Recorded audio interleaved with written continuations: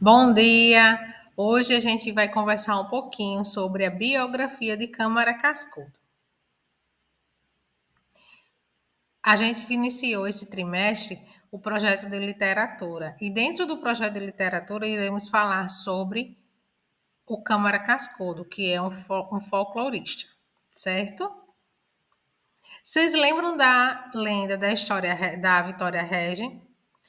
Então, lendas são todas as histórias contadas de uma pessoa para a outra, de uma geração para a outra, explicando um pouco dos acontecimentos.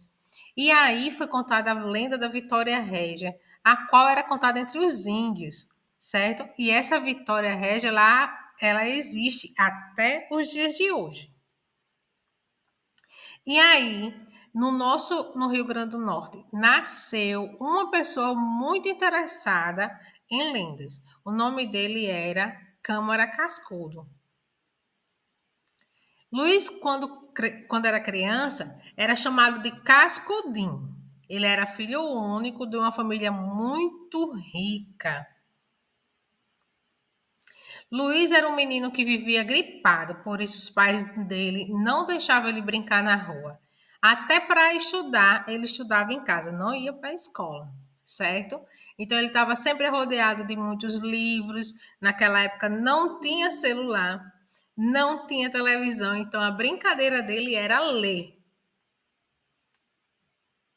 O tempo passou e Cascudinho foi crescendo.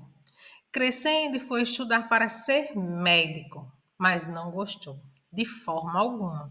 Aí foi estudar para ser advogado. Quando ele acabou o curso de advocacia e voltou para casa, quando foi andando pela rua, encontrou de longe uma linda moça, brincando de bonecas. E ele ficou a olhar, se apaixonou por ela e ela por ele. Só que ela era muito nova e os pais dela não deixavam ela namorar. Então, o que aconteceu? Eles dois começaram a namorar escondidos através de cartas.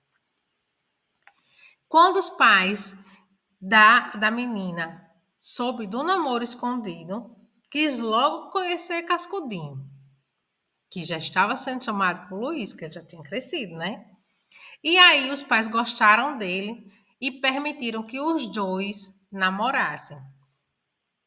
Mesmo assim, eles continuaram se conversando por cartas. Depois que casaram, aí eles foram morar numa casa, que era a casa onde ela já morava com os pais, certo? E tiveram 2 filhos. Quando ele casou, ele precisou trabalhar muito, muito, e trabalhou em muitos lugares. Como professor, foi o melhor trabalho que ele achou. E ele dizia que ser historiador, ser professor de história era a melhor coisa. Foi quando ele se interessou mais ainda pela cultura popular, pelas lendas do povo, pelas histórias que os mais velhos contavam. E ele começou a pesquisar sobre isso. Fez muitas pesquisas, escreveu muitos livros, então ele virou o maior folclorista do Brasil. Ou seja, tudo aquilo que ele passou a saber, a conhecer, através das conversas com o povo, ele foi dando um texto para aquilo, foi criando os livros, né? E aí continuou a trabalhar e trabalhou tanto e era tão bom no que fazia que ganhou muitos, mas muitos prêmios. E ele trabalhou até velhinho. Numa tarde de julho de 1986, e isso faz bastante tempo, mais de 30, quase 30 anos, né? Câmara Cascudo sentiu uma dor no peito. Seu coração estava doente e não resistiu. Câmara Cascudo foi morar no céu dos anjinhos.